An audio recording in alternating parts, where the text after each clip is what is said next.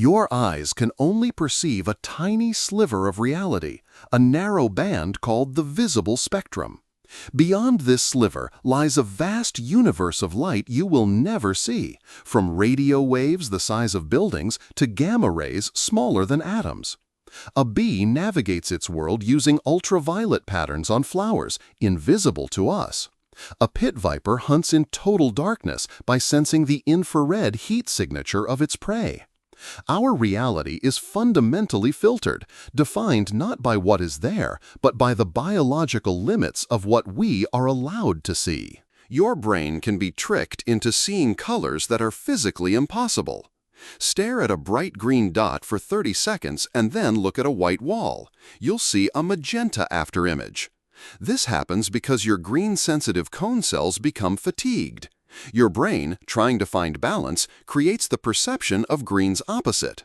Through similar retinal fatigue, you can experience yellowish blue or reddish green, hues that cannot exist as single wavelengths of light. These chimerical colors are not in the world. They are glitches in your neural hardware. The color magenta doesn't exist in the rainbow. There is no single wavelength of light that corresponds to magenta.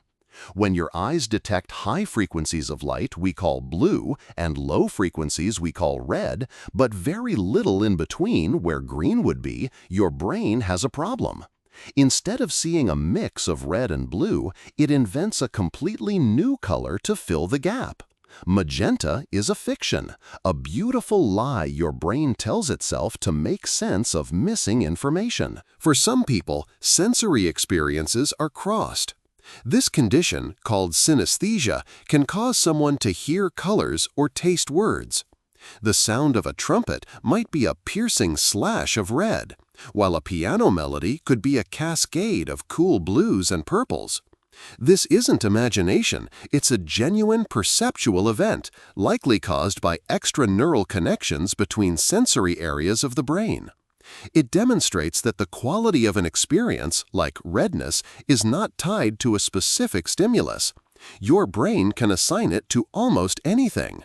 So why do we agree a stop sign is red? Shared biology provides the foundation, but language builds the structure.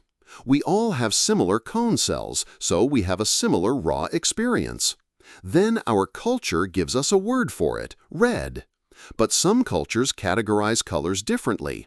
The Himba people of Namibia have one word that covers green, blue, and purple, but have many distinct words for different shades of green that we would struggle to differentiate. This suggests that the words we have can shape the boundaries of what we perceive. The labels create the boxes. This leads to an unsolvable puzzle, qualia. Qualia are the subjective, personal qualities of an experience. Is the experience you have when you see the color red the same as the one I have? This is the inverted spectrum thought experiment. What if everywhere you see red, I see blue, and vice versa? We would both call a fire truck red because that's the label we learned, but our internal experiences would be completely different. There is no way to climb inside someone else's consciousness to check. Color is a private, unshareable event. Imagine a universe with no minds, no observers. Would colors still exist? The physics wouldn't change.